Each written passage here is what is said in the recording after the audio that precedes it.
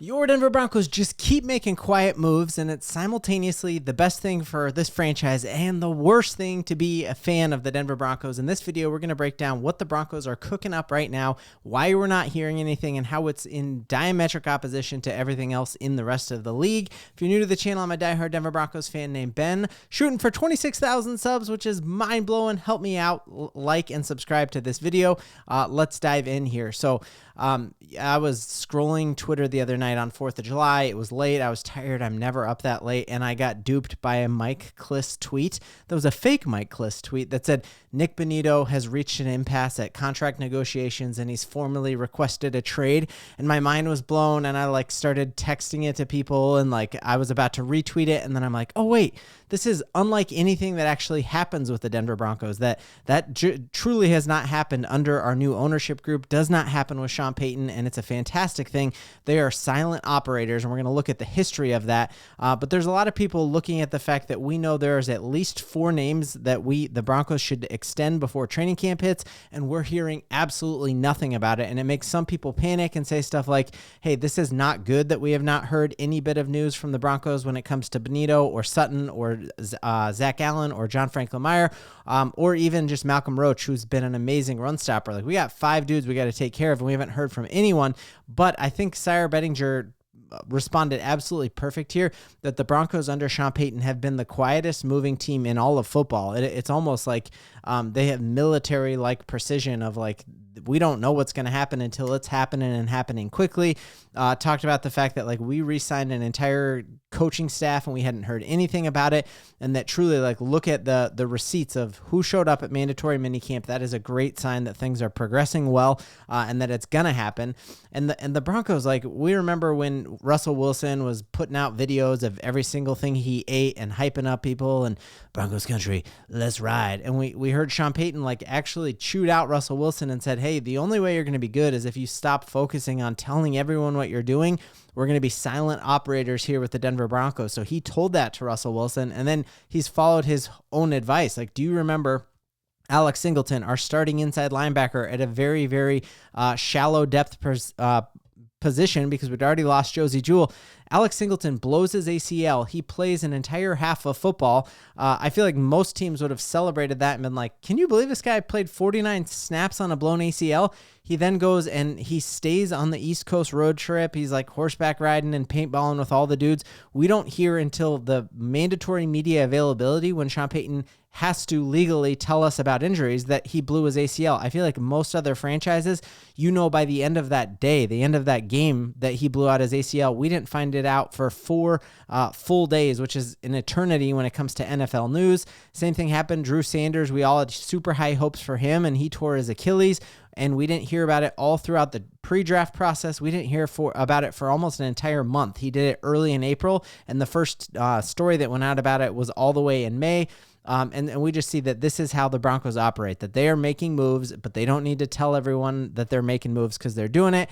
And really, this is just in diametric opposition to the rest of the league, where we just continue to hear Scary Terry with the Washington Commanders is probably going to hold out, and he's telling everyone, I need a new deal. Hear Micah Parsons complaining and yapping, all the Dallas Cowboys, even guys like TJ Watt, who you don't think of as really high drama guys, are very vocal about not attending training camp, and their coaches are having to talk about it, where every time Sean Payton is asked about any contractual disputes, he's like, hey, that's in a good place, we're good, and he nips it in the bud, and we haven't had any issues with that.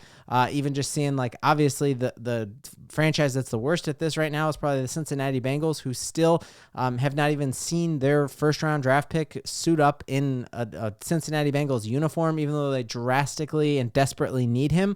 And he's still holding out. The same thing, Trey Hendrickson holding out. It's just all over the place. There are contractual disputes that players are putting on billboards all over. So I think the fact that things are quiet is actually a very good thing. It's not a good thing if you're trying to make content about Denver Broncos news, but I think it is a good thing for just a stable franchise, and that we trust Sean Payton, and he has made this thing work with last year with Pat Surtain, and how great did that deal work out for us? Yet he's one of the, I think he's the 4th highest paid cornerback in football, but we know he's the actual best, and the NFL voters know he's the best. We didn't hear anything about that until it was done. The same thing happened when we had the restructuring of the deal and the extension that we had for Quinn Meinerz. Again, one of the best guards in football. We got it done, so I trust Sean Payton is gonna get it done. So there's some questions about like who are the guys, and like what is the order of which that are we going to go about extending guys? We got Zach Allen, John Franklin Meyers, Malcolm Roach, Courtland Sutton. But this article here by Sire Bettinger does a great job. Actually, this one's Eric Trickle. This is I have a Sire one in a second, but this points out that one of the extensions we might even want to do before we do any player extension is George Paton's deal is coming to an end here. And George Paton's kind of like a pretty maligned figure in the Broncos front office when it comes to the perspective of him by most NFL fans, most Broncos fans, because he simultaneously has helped us make some of the best decisions this franchise has ever made. We got just looking at Jonathan Cooper, Nik Bonitto, Quinn Meinerz, obviously Bo Nix. Like, he's made some absolute amazing moves that you want to like put him in the Hall of Fame for. And then we know that he also was partially responsible for getting Russell Wilson and Nathaniel Hackett to Denver. And so there's a lot of back and forth there about like, hey, do we like George Paton, or is he the biggest villain in Broncos franchise history? So let me know in the comments, would you think it would be smart for the Broncos to extend and keep George Paton as a Denver Bronco? I think one of the most important things, Sean Payton talks about the importance of his triangle, right? That you got the tight end, running back, and the wide receiver that you want. I think there's also another important triangle, and that's between your head coach, your GM, and your ownership group. And I think the way Sean Payton and George Paton have worked together is very commendable. Like they went from early on when Sean came here, we thought it was the end of George Paton, and everyone was writing his obituary saying George Paton is going to get shipped out of here as soon as Sean Payton can.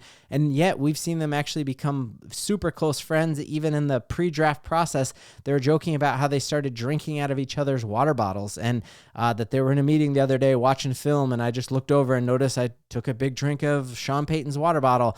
And then they did a press conference and made like an inside joke, like Sean Payton grabbed his water bottle away from him. So you've seen this group that really are meant to be like checks and balances for each other that actually work extremely well together. And you look at how we have just dominated the draft since Sean Payton and George Paton have been together. I actually would be all about re-signing George Paton. I think you hear what his colleagues in the NFL say about him, and they love him and say he's extremely talented and a brilliant evaluator of talent. And yes, he swung and missed on Russell Wilson, but I think most people swung and missed on Russell Wilson. So keep George Paton. That would be amazing. And then the big question, I think the biggest name on here outside of Courtland Sutton is Nik Bonitto, because we saw him eclipse and be outpacing TJ Watt type numbers, but he's a much younger player than a TJ Watt. You know, you got a 25-year-old who was competing for the sack title all the way towards those last couple games. We saw Pro Football Focus came out and named Bonitto and Jonathan Cooper as the best pass rushing tandem in the entire NFL. And so you're like, let's get him. But we've only seen like 1 year of him where he is playing at that all-pro, best player in the league type level. And so if he truly is commanding a $20 million a year salary, that is a lot to pay a guy who you've only seen elite play out of for 1 year. So have we only seen elite play out of him for 1 year because he is only 25, or was that kind of a flash in the pan and it's not worth it?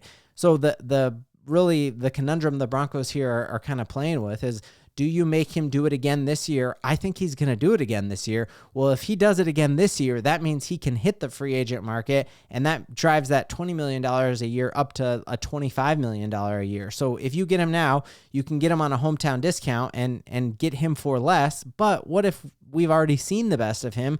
We would be kind of hamstrung by that contract for the next 5 years. So let me know in the comments, how would you play this, especially with Nik Bonitto? I think there's other intricacies with a Courtland Sutton because there's that connection with Bo Nix. But when it comes to Nik Bonitto in particular, do you risk it and have him go prove it one more time to you, which drives the price up? Or do you say, this is who he is, And again, this is where you just got to trust Sean Payton that he knows, have we seen the best out of Nik Bonitto? And if we have, he probably lets him ride it this year. But if he thinks this is the new floor for Nik Bonitto, then you will see a contract done this year. So I'm very excited to see how all that plays out. I'm excited that we have football so soon. Cannot come soon enough. In Broncos country, we've got a ton to believe in.